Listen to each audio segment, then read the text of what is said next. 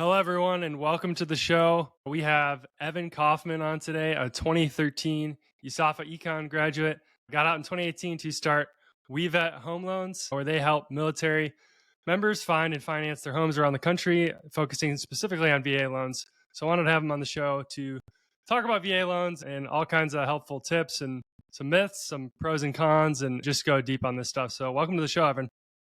Hey, thanks a lot for having me, Eric. Really looking forward to it with you. Awesome. Well, tell the folks a little bit about yourself, I guess, and what you're up to, what got you interested in this business, and kind of what you guys are doing over at WeVett. Great, definitely.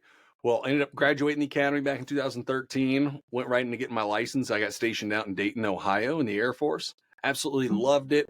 I was a contracting officer, working on the acquisition side, really enjoyed it a whole lot, and ended up getting my real estate license right when I'd got there, and used it really to purchase investment properties. So started growing that portfolio, and then ultimately just helping some other friends along the way. They'd see me fixing up one of the 4 units that we would get in turn and change over, and they asked me, hey, can you help me find another place? So I started buying investment properties for guys, and then ultimately turned into single family homes. And what then would happen is guys would end up leaving from Right Pat, where we were at in Dayton, and moving to another location. So one day, a good friend of mine just asked me, hey, I'm moving to Colorado Springs. Can you tell me about buying a house? And so I made a little presentation. We talked it over, showed him it, and he just said, hey, can you find me you there? And that was, God, probably 7-8 years ago now. And I thought, you know what? I think I can find that. And there might be a business in that as well, just serving guys that are PCSing all over. So that's what initially started WeVett Realty back in the day, helping connect military families with real estate agents that understand military needs. So that business now has been official as WeVett for a little over 5 years now and growing. And then we like to say we brought consistency to some of the PCS process because we realized connecting with a good agent is part of that. It's really important, right? I mean, you might get your base sponsor, that captain, major, sergeant there who's going to help show you the area, but they maybe have only been there for a few months or maybe at most a couple of years, right? Themselves. So we quickly learn that real estate agents often are some of your biggest upfront people that help you integrate into an area. So that's where we just saw that being really important. So as we did that for years, it grew, worked out really well, had some wonderful partners in that to start it. And it's just been a lot of fun to build. But then in the past year, we really figured out, hey, what's the next part that's a painful piece of the PCS process? And the feedback we would get from all our clients was, hey, connecting with an agent's great, but the financing piece, having consistency in the financing, especially VA loans. You go from a place like Washington, D.C., or just the Virginia area where a lot of folks understand VA loans, for example, but then you all of a sudden go to a location like you get stationed in LA Air Force Base, where very few folks understand the VA and understand what it's like to work with it. So we started noticing this massive inconsistency for lending for clients. And the opportunity came across for us actually from some past clients that we had from WeVett, and ultimately helped one of their parents help show us, hey, here's how you can build that and build a home loans business to cater to those folks. So I stepped out officially, WeVett Realty, to build WeVett Home Loans. And the whole goal with it is to bring consistency to that lending process for active duty military. And we focus on VA loans. And because we focus almost exclusively on active duty and military families, it lowers our risk, which means you get really competitive rates. We close very quickly because it's all our focus. Average 21 close days helps really make those short-term orders that you got to get to your next location worthwhile. And it's just been a blast ever since. So that's a little bit of background of how that started, where we ended up for here. And now going forward, it's just, hey, how many families can we serve? Our goal is to really be one of the predominant VA lenders for active duty families. I love it. I love the approach because it's truly fits, I think, the military community really well. Like I just love how you started to think bigger instead of just like, oh yeah, I'm just going to help guys at Right Pat or wherever buy these houses and sell. Like it was like, oh, people are moving. And if I can develop a relationship with them, they're going to move, 4, 5, 6, 7, 8 times in a military career. Like, well, why wouldn't they just keep going to you to help them find not only a good agent, but now adding the lending piece in is huge. I would imagine for just providing the services and being kind of that one-stop shop. Hey, Evan, I'm moving again. Like, I know we worked together 3 years ago, but like now I'm going to Colorado Springs. Like, help me out, man. Like, what do I need to do? So I just love exactly it. Yeah, I love how you've provided that, like, truly, like, especially now in 2023, right? We're post COVID, where that truly virtual national brand that can work with folks all Mhm, throughout the country. mhm. That's it, bringing it across the board. And I mean, loved selling there. I mean, I was at the Yeah, peak of that, I was selling 60, 80 homes, properties a year, two folks there. And in Dayton, Ohio, a vast majority of that active duty. But then you're right, you'd move and go away. And then seeing the lending side of what we could build and help folks, yeah, we were helping them connect them on the agent side to the realty, and which was good, but not as involved. But the yeah, loan side has really allowed us now to serve those folks directly because for unlike sure. connecting them with agents and then the agents will take it from there, we actually do the lending, fund the loans, Yeah, handle the whole process. For example, you could be working with me as loan officer Evan, helping you do that VA loan, which has just been wonderful because now all of a sudden all those connections and folks we've worked for in the past, we now get to work for them again when they're going to Virginia, Florida, Texas, California, wherever it might be, right? Which we really loved. So it's been well, a and lot of fun. I think it's good too because you know the way I understand it too. Like if I'm doing a loan through you guys, you also know the best agents in the area. So like it's this team that's connected, right? Like it's not Yeah, this disjointed thing where I'm grabbing an agent off Google and a loan officer for my buddy. This is almost like a one-stop shop to have that connected team. I'm working with you guys on the dude. loan side, and then you guys are referring me to this agent that you've worked with for a year or decades, right? You hit it on the head. Now we're two separate businesses. So Yeah, technically it's sure. WeVett Realty Absolutely. and then WeVett Home Yep. Loans. Legally got to have Yeah, all yeah. that good stuff. And we built it that Absolutely. way. You're right. But the beauty of it is, like you say, we do as a brand as a whole. We like to say we have Yeah. three uniques. One's a long-term approach with a 20-year client Mhm. vision. I'm sure we're going to hit on that as we talk the finance part of it all. Yeah, But yeah. then number two is really our triangle of experience is what we like to call it. Three of a kind. And that's it. We have a Yeah. background in loans, selling real estate, and being in the military. There are plenty of real estate agents who might have been in the military, but they don't understand the lending piece. There's plenty of loan officers who might have been in the military, but maybe didn't understand real estate. And there's plenty of really good lenders and real estate agents, but they maybe weren't in the military. We're a little unique in that all three of those come together. When you're working with our company, we have an idea of all three. And then lastly, of course, you said it, one of our little trademarked lines, I should say close to trademark lines, is one stop for every PCS. And that's Yeah. the whole goal. You can That's come to awesome. us and you can be connected through the realty side of WeVett Realty, the home loans through WeVett Home Loans, and we have all the resources. We have one of the highest rated BAH calculators that we just rolled out about 6-7 months ago. Now, when you Google BAH calculator, you're going to see us at the bottom of the first page now out of thousands of results and moving up. We're the only ones out there with a BAH mortgage calculator. It's the only Mm, calculator that we're aware okay. of, period, that takes BAH and integrates it with a mortgage calculator so that you can actually see, hey, is BAH covering everything or not? And the reason why you're not going to see that from any other lender is because we like to say we whole hog on working for military. So it's like you have BAH in there.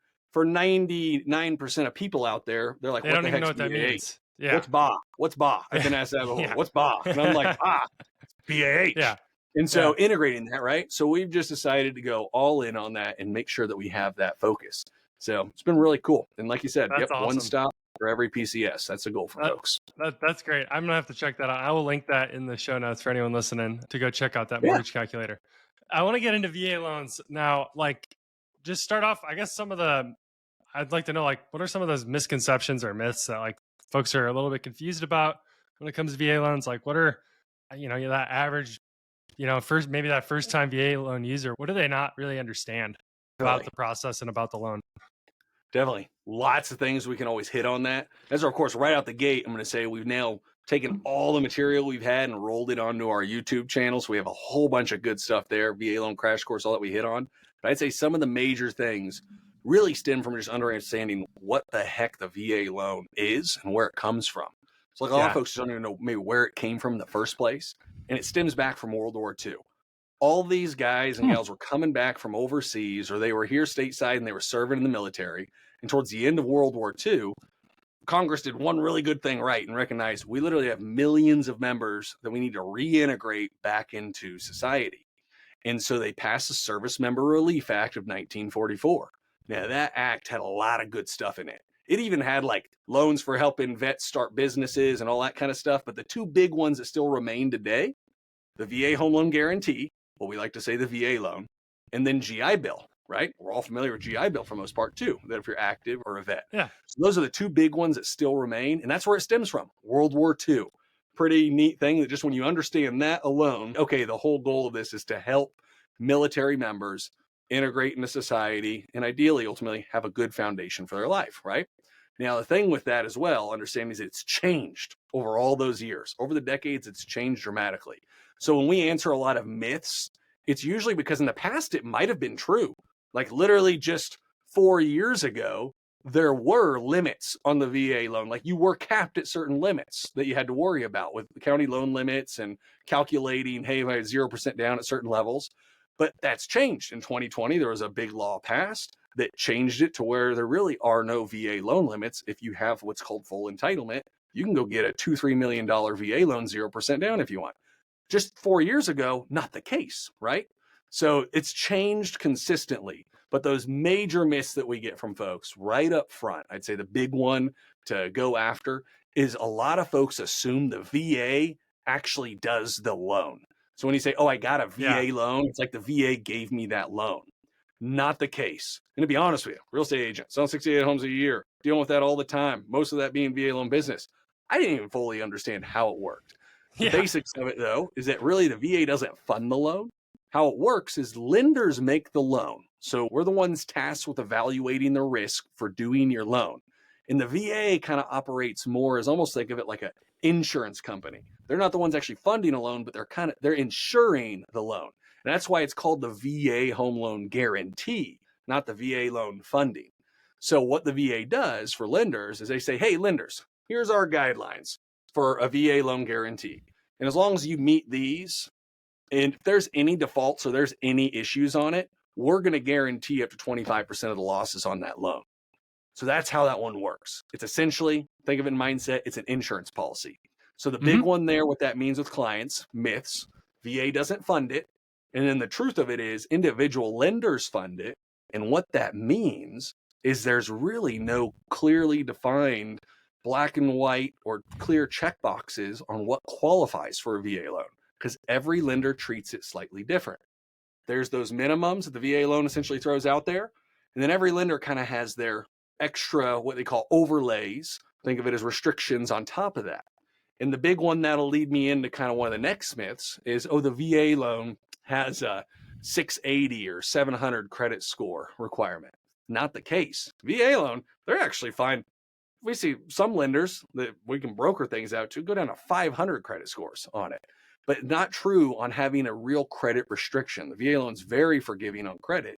That's a lender specific thing. We often work with folks with 580 plus. Now, most people we see are going to be 660 plus, but we can go down below that. So one of those things that if you're told, hey, your credit's not good on a VA loan, just know that that's something to be aware of. Hey, that's more of a lender overlay versus an actual VA restriction.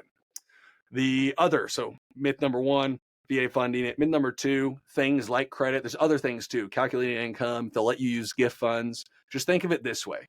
If you're told you don't qualify for a VA loan, you might want to get a second opinion. That's what it really comes down to. Yeah. You're told, hey, you don't qualify, go check it again. Because VA loans represent, depending on the year, they're typically less than 10% of all loans done in a year. Wow. So it's a Yeah. small subset, right? So for most lenders that you might be working with, it's like the redheaded stepchild in the corner. And as I always like to say, it's not that VA loans are harder to do from the lending side, from underwriting, processing, all that stuff. It's just different. And so think about it this way. If 9 out of 10 of your loans are done one way, and then one of your loans has to be done a different way, how are you going to treat that one that's kind of that out there sheep? You might not treat it as well as you necessarily treat the 9 others that you have. So that leads us to our next major myth, and that's that the VA loan has an equal to or higher interest rate than other loan types. The VA loan should, because what we just talked about, that guarantee that the VA gives lenders is tremendous. It's almost like you're not getting a down payment, but as lenders, we see it as, by golly, we've already got a 25% essentially like equity protection no matter what if you default on this loan. But because of that, we as lenders should be able to lend on VA loans at a significantly better interest rate. But a lot of places don't do that because the VA loan, like we just talked about, it's kind of that Redheaded stepchild, it's out there on the corner on its own. It's the 1 in 10. So to make up for that, they end up charging the same or even more on their interest rate versus a conventional loan when it should be less. We typically see a quarter to even over a full percentage point difference on the interest rate for a VA loan versus a conventional loan. It's incredible.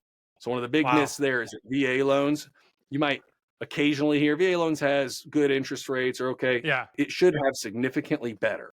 There's a few scenarios. We can talk about that gladly later because I know you were like, hey, when is VA loan not the right spot? And there are definitely times when the VA loan is not necessarily the right loan type to use. And we're happy to admit that. A lot of places won't that do a lot of VA loans, but yes, there are times where it shouldn't be used. But in most scenarios, it's going to have your best rate.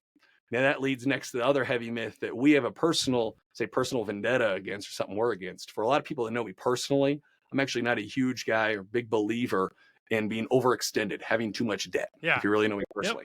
Ironic, right? We do VA loans, one loan type they can do 0% down on. And this is where, for me, dead serious, Eric, I assumed VA loans at one point until, I was selling real estate and didn't fully understand it. But that finally hit me at one point. Holy cow, you can put money down on a VA loan. And ain't nobody ever told me that. And it makes sense, I guess. No one ever told me that, probably because as a lender, you technically make more by the loan value. So why put money down? It's not a good thing. And then, of course, you hear all the folks that are like, oh, hey, you can invest it at 7%, but get it lent at 2%, which I understand that. Right now, though, it's, hey, you're at 5 to 7% for the loan. Is that really much better? But point being, you can put money down on a VA loan. And in fact, you're incentivized to do so by the VA. So the VA charges what's called a VA funding fee on every VA loan. Doesn't matter.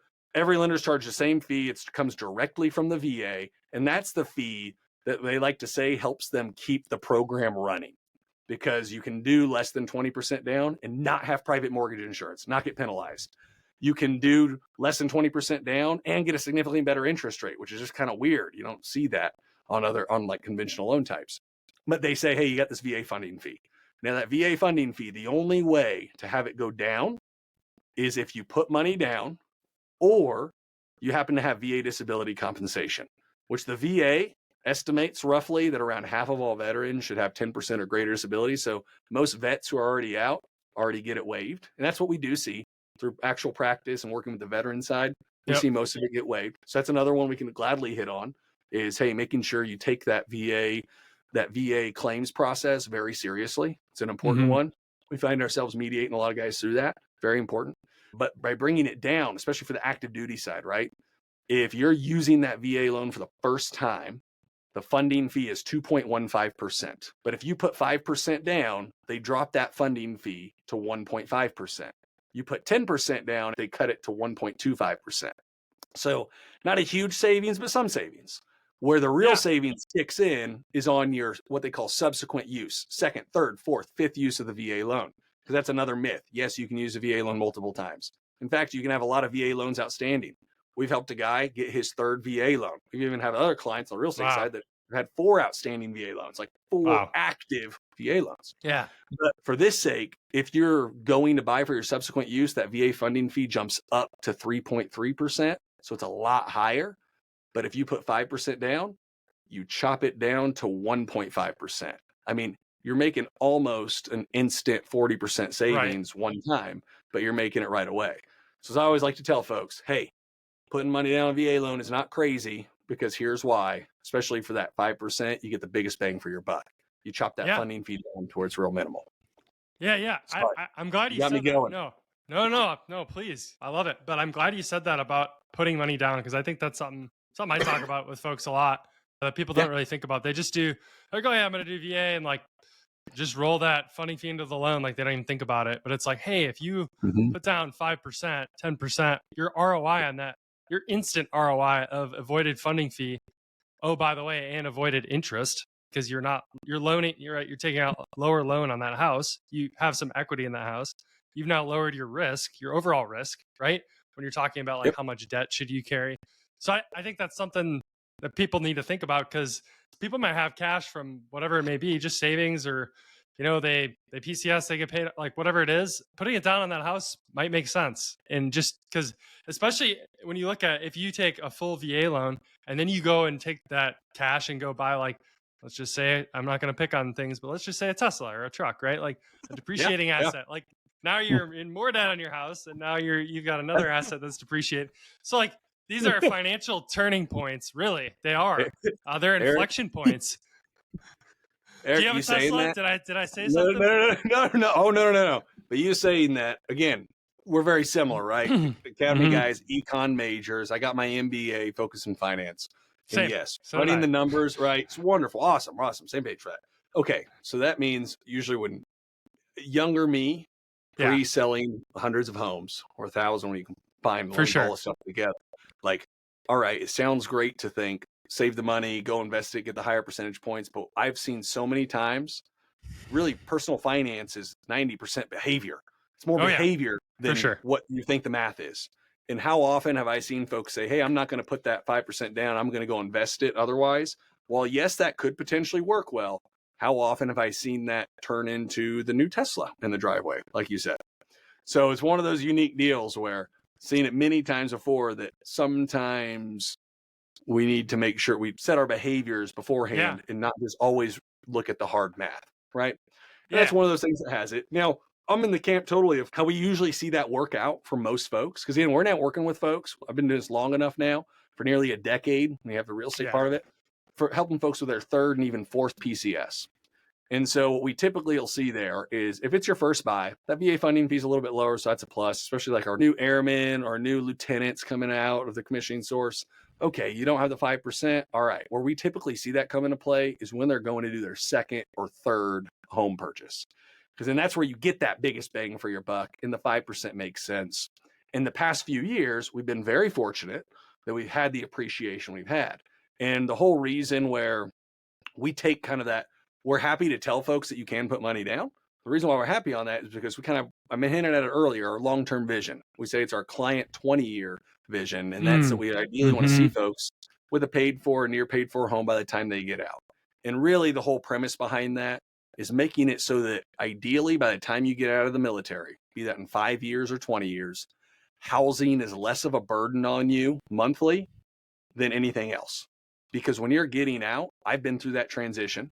You know, a lot of folks go through that transition. Yeah, The housing payment, the debts you have are the things that bind you to choosing a particular job, profession absolutely. where you want to live, right? So, having gone through that myself and helped so many other folks go through that, we recognize that if you can minimize that housing as a burden, again, paid for, near paid for, or really the concept there is you don't have to worry as much about your house. Go buy a smaller house. That's fine too. The whole point is making it so that you can go, if you want to go pursue that next job, pursue that next career, you can. How many friends have I had that they've just had too much debt, too much stuff piled against them? They get out and realize, wait, civilian side, maybe it pays not quite as good as I thought. I have to go take that job that I maybe didn't want to go take. They always talked about how they didn't want to go right back to their Air Force job and they find themselves in a GS position, almost the same, right? How often does that happen?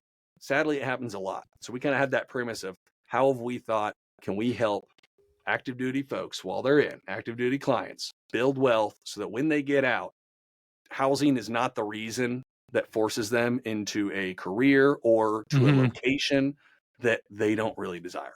And that's where I think we are completely unique. And we think that one through Yeah, very carefully and have the numbers yeah. back. That is. I can tell that you thought that through because that is very unique. You certainly don't hear that from any other Yes. lenders out there. I mean, nobody's really thinking that broadly and that like mission focused on, hey, we Mhm. care about you over a long period of time. We're talking decades. I don't care about making the most money off you on this transaction. I actually want you to be educated, to build wealth, to end up in a better spot than when I first met you. Like that's awesome. And I'm glad you Yeah. brought up the when you get out, basically you're chaining yourself with the debt because it's true, and it's true with living Hmm. expenses too. When you just think of Hmm. that, like just from a planning perspective, like the less you can spend, not only the more you can save and the more options you're going to have when you get out, but then it's like this compounding thing where if you spend $1,000 less every month, you can save $1,000 more. That puts you at your Hmm. financial freedom number sooner, and then you need less to retire on because your cost of living is. It's like this weird, like compounding thing that Spot on, man. like if you can keep your debts under control, you're gonna have just endless options. Like you said, be able to do what you love, not have to go work for a job. Maybe you end up back in that GS job that you said you weren't going to end up in, but Which you're able to nothing go wrong with do what you hey, want. that's what I always say. I used to be like, God, that would have been. Now, Yeah. plenty of friends GS jobs love it, and a lot of good. Yeah. We got a lot of good clients. GS wonderful, but most of the time when we're getting out, we're not Yeah. intending on that, right? For You've been in sure. that process. You're seeing guys for that. It's like you're not intending on going right back to it. For sure. And I will argue we put when transitioning out when I was doing that. Now it's been, I mean, that was 2018, right? We're over 5 years for making that decision, 6 years for the decision.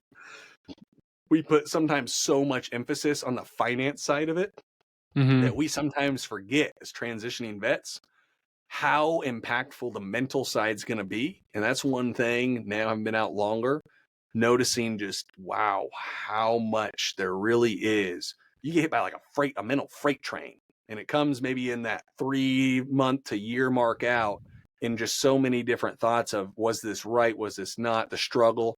When you're worried about the finances on top of just the mental side, it really compounds itself. And that's where we've just seen, hey, if you can work while you're in the military to make it so that the financial struggles aren't as big when you get out, that will make the mental side significantly easier to overcome. And in fact, excel through and be excited and happy with what you're doing. So it's been big for us.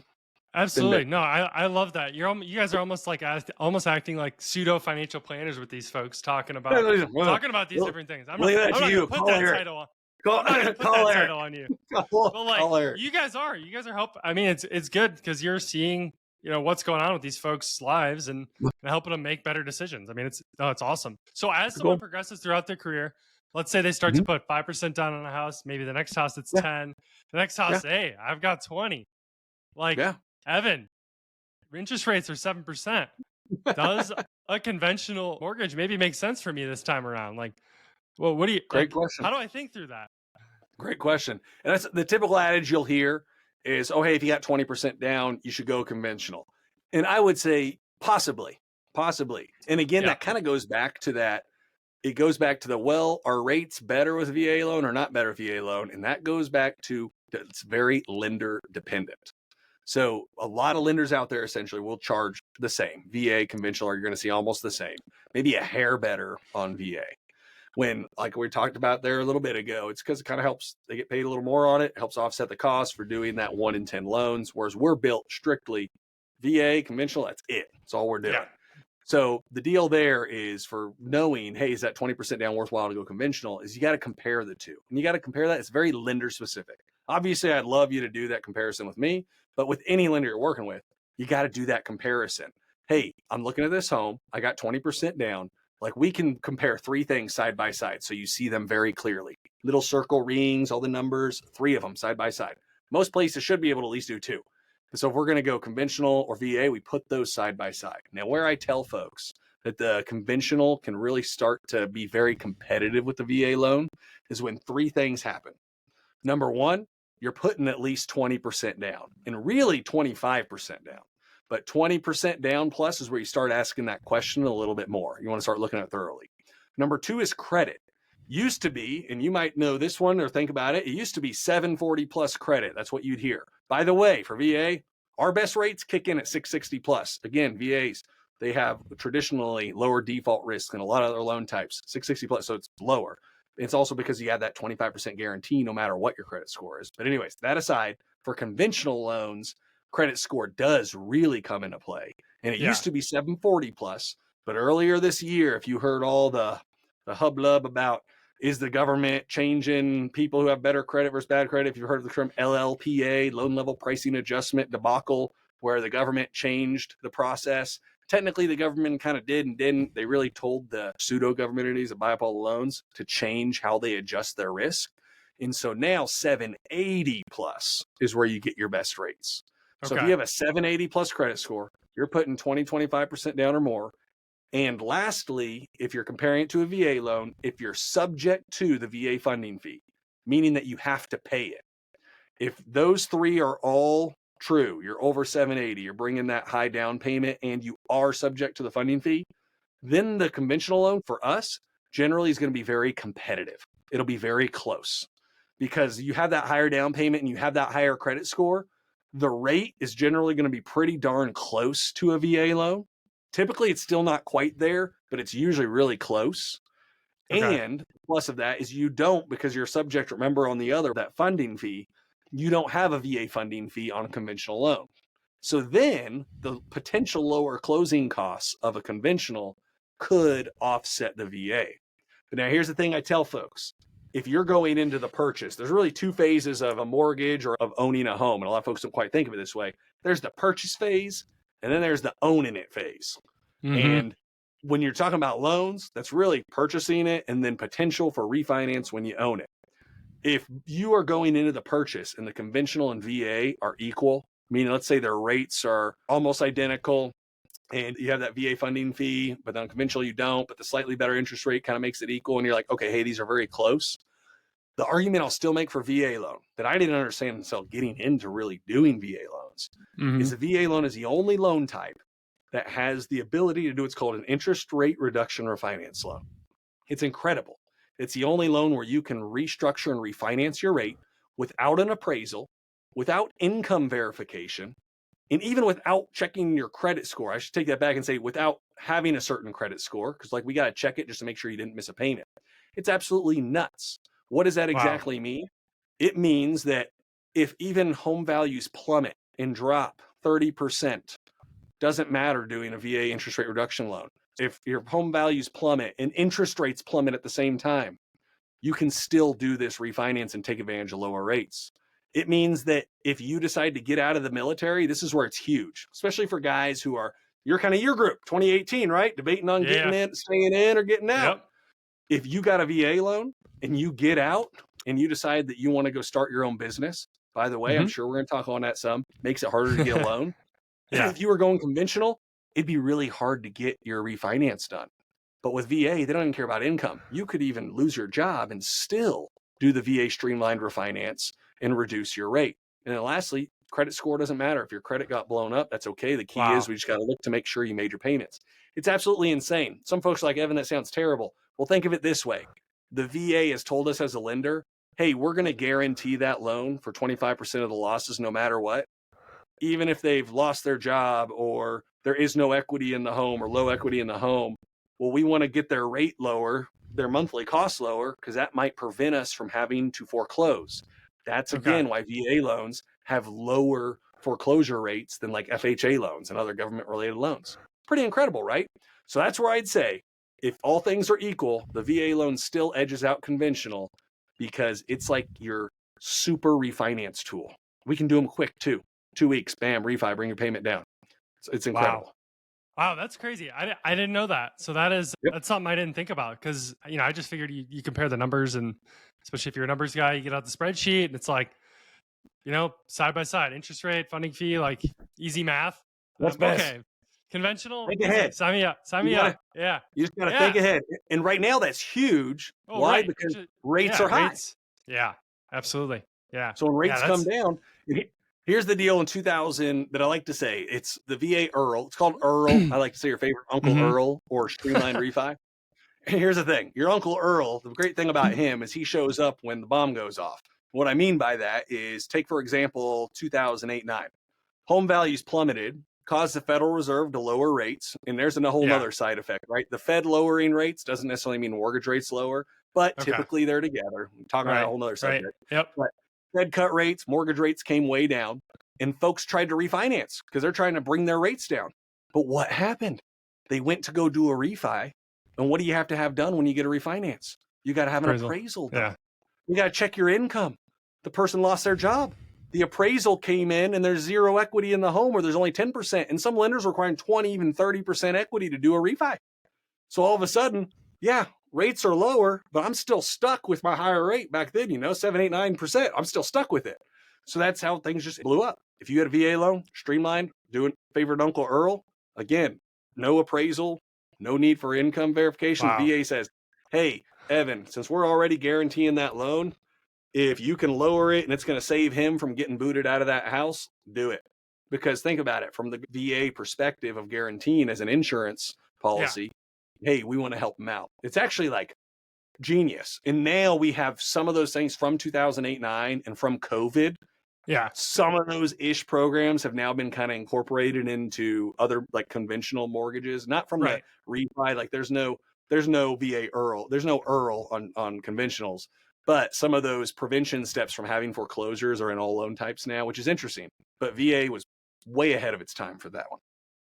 Yeah, that is amazing. I mean, it makes sense when you explain the history of it, like you did so Yeah, well, and how the cool. VA backs these loans. Like all that kind of provides good context, I think, for why they can do these refis so easily. I just want to go back to you're talking a little bit about transition, especially like business owner. I'm thinking of myself as one, but some people Yep. might be starting a business, especially in transition. It's weird, right? Like I'm starting SkillBridge, but then like I might not have a job, but then I might have a job, and like things are weird. I've got this VA disability compensation sitting out there that Yep. might happen. It might be this amount, might not. How do folks work through that? Like, what a mess, huh? That is a great question, Eric, because we were talking a little bit before hitting the record button. For us, that's a quasi almost niche within our niche Yeah, to a that's degree, awesome. right? And helping guys make that transition. And literally every week, there's one or two of those discussions that I'm having to have about navigating that. And especially when you throw in SkillBridge. Like I was one of the first SkillBridges out of Right Pat, Dayton, Ohio, there doing the 6-month program. So I got to see all this stuff firsthand. Tried doing the same thing, buying and everything while on it. So the thing is, it's really tough and you got to be cautious of. And we'll get a hair technical on it. But if you're one of those guys transitioning out, one of those guys or gals that's saying, hey, I'm getting out in another 6 months or 9 months, Yeah. then you got to think about it this way. For the VA, one of those minimum standards is that you have what's called a 1-year continuance on your income. So you got to have 1-year continuance of expected pay going forward. So if Mm-hmm. you're getting out and it's 6 months from now, all of a sudden that military pay goes out the window. Can't use it because you got to have proof that you have at least a year longer and ideally indefinite income coming, but you got that separation date. So a lot of folks might tell you, hey, that's it. Come back to us once you're out and you have your job. Not necessarily the case. So there's a unique thing that we work with all the time, and that's job letters. And the deal there is that if you ultimately have a job letter with a future employer, and that job letter, it has 3 major things to it. It's full-time, it states your pay, and if it's hourly, it says by the hour and it's at least 40 hours, or if it's regular salary, it just shows your salary pay, and it has no contingencies, meaning you don't have to, I like to say, take a drug test or complete a degree. As long as there's no contingencies on it and it says you're ready to start, then we can work off of that income as long as you're going to start the job within 60 days of closing. So when we work back with some folks, let's say you're getting out in 6 months, then they're like, okay, cool, Evan, that means I can close on a home 2 months before I get out. I say, yes, but maybe it's even earlier. So then the question is, well, are you on terminal? Are you doing terminal? Some folks like to line it up so you can kind of double dip, right? You can be on your new job plus still have another 60, 90. Heck, with COVID, we're one person right now that's got like 100, and I think 10 or 120 days. It's absolutely nuts. I didn't know that could happen now. It's You can have crazy. like half a year of terminal, it Yeah. seems like. Yeah. So if you got a lot of terminal and you start that job earlier, the key for us is we're going off that job letter because Yeah. you remember your Air Force pays off the table now. Your Army pay, we just with little Army guys too and Navy. So that's off the table, but your job, you're starting it. We can go again 60 days before that start date. And then even think a bit further ahead of that, because then folks assume, oh, that means that I can't start looking at homes. I can't get a home under contract. Well, no. I said close within 60 days. So you can start looking at homes usually 30 to 90 days before that. So now what someone might be told, hey, I'm getting out in 6 months. Can I buy a house? They were told no. And we just work back of, well, really, Eric, you're getting out in 6 months, but you're taking 2 months of terminal and you got a job that's going to start the 2 months before you're getting out. Well, now we can Yeah. go 60 days before that. So now all of a sudden we're out 2 months. Heck, let's get you pre-qualified. You better go start looking for homes because you can get one under contract now, close in 45, 60 days, and you're still good to go because we're within that period of you staying on the job. Make sense? So it's just That's awesome.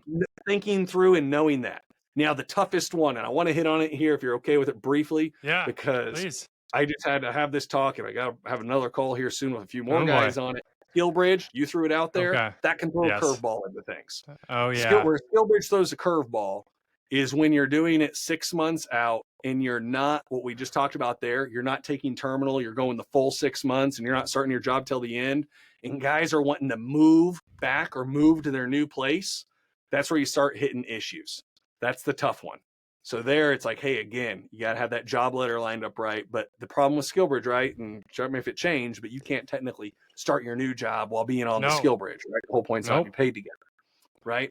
So that's where sometimes I'll ask folks in, well, hey, is it worth it to do a full 6 months of SkillBridge, or why not 4 months of SkillBridge, start your new job, do 2 months of terminal? Yeah, you lose out on some of the bonus pay for the end, but you're paid while you're on your new job and you can close a couple months earlier. Makes Yeah. sense? Some Yeah, of that those makes thoughts. sense. Yeah, So that's just know that's that you got a interesting. skill bridge.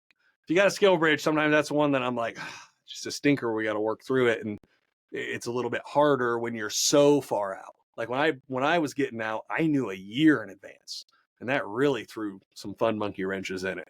But just something to be aware of when you're doing your transition. Yeah, yeah, that's interesting. I know it gets complicated. I didn't do SkillBridge myself, but that's definitely something to think about. Just depending on like some, I've known some guys that have just like kind of done SkillBridge because it's like, oh yeah, I could just like get. They're not really looking for a job in that field, or it was just like an easy one to sign up for.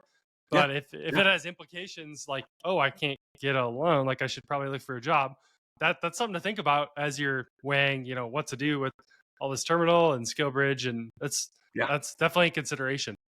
Just know For sure. it can change some things up there, so it's Yeah. important to take that into account. And that's where again, we're at least unique that we've been through it. Our company, all military spouses, another vet, West Point guy, fantastic. We get a lot of that. And so it's Yeah. understanding it, and then it's just working those scenarios. It's key. Yeah, absolutely. Yeah. Mhm. No, thanks for touching on that. God, lots of good nuggets in here. I think hopefully lots of good value for the audience. So I think we'll start to wrap up. Anything else that you needed that you like wanted to say to folks, or I think we touched on quite a few areas here, just talking about transition and VA loans versus conventional, like anything else I think to wrap it up that you think folks need to know. Yeah, we hit on the big ones, the myths of it, some of the changes between conventional and not. We hit pretty darn hard. Like I always like to Yeah. say, hitting hard on that understanding that streamlined refi ability of a VA loan, Yeah. especially in Yeah. today's Yeah. market, where ideally, I'm one also when folks say, oh, win rates go down in the next bit. I say, if they do, hopefully they do. That's what we're going to definitely hope. But the key is if they do go back down, the VA loan is by far the best prime loan for you to take advantage of lower rates Yes. by far. And the Yeah. other key one is if you're getting pushback from someone saying, hey, they won't take a VA loan or they have a hard time with a VA loan, please connect them with someone like me who has seen Yep. it from all angles, using side, agent side, lender side, gets it from all ends. Because before, if you asked me 3-4 years ago, I'd have my hesitations with parts of it because I didn't fully understand it. Now I'm like, it is a no-brainer. It's one of the unique loan types, probably because of that streamlined refi deal, especially in this market, huge. And knowing that the rates should just be better because my eyes were just opened up to that when we started building this business. That it's important to make sure that, hey, if someone's telling you one thing, get another opinion. Of course, I'd Yeah. always, like I said, we'd love to do that for folks. We compare them all the Yeah. time. About 85% of the time, VA loan ends up being the best bet for that scenario. But you Yeah. want to know why. And so Right. having someone that understands that why is important. And then really for our end, what you're doing with the podcast, man, this is now coming back around for what people to know that got me to just love listening to what you have.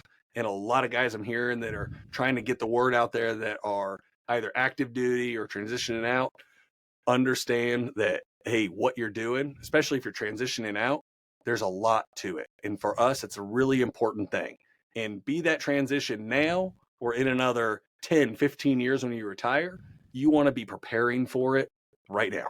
It's important to think that through and know that your home, your house, that's a big piece of it. I know the world right now, where for a lot of the world pushes like investing and buying things. Our whole goal has been to try to also help people who don't want to necessarily own 50 rentals to Hmm. still build wealth with real estate so that when they get out, it goes back to that 20-year client vision where they're getting out without having housing being the thing that forces them into a suboptimal situation. Because what rounds it all out that gets really me and then or one other good West Point guy on the realty side is like for veterans, once you get out, be it at any time you're getting out, the mental side of it is huge. Suicide awareness is big. That's Yeah. something that's Yep. really important to us because we recognize just how impactful transitions, be it retirement or separation, are for folks. So, really, if anything, I'd say don't take those thoughts lightly, especially while you're in. You're thinking, I want to get out or I'm excited to get out or whatnot, just know there's a lot of things to be ready for going and transitioning Yeah. to the other side. So we're there Yeah, for you when it absolutely. happens. That's it. Absolutely. Man, couldn't have said it any better myself. The only thing I'll comment on is I can't believe you have a West Point guy on the team. I can't believe you Like, let an outsider in. the realty side, hey, open up that side. All our Army folks, if we get Army guys listening to this, absolutely love working for Army guys, no doubt about it. But don't get me wrong, for this sake of this podcast, it's pre the Air You Force bleed blue. Army game Yeah. in Denver. Yeah, yeah. That's it. That's going to be a good one. We'll be wearing blue. Hey, I haven't played football here. Absolutely. I love it. No doubt about it. Oh man. Well, thanks for coming on, Evan. This is a blast, man. Could talk all day to you about this stuff. Might have to have you on again to talk about a different topic or dig back into this. There's just so much here. So I really appreciate having you and yeah, thanks for coming. Hey, deal, man. Hey, thanks for letting me work for you and keep doing the good work you are, man. Appreciate it a lot. All right. Thanks, Evan. All right. Take care. All right.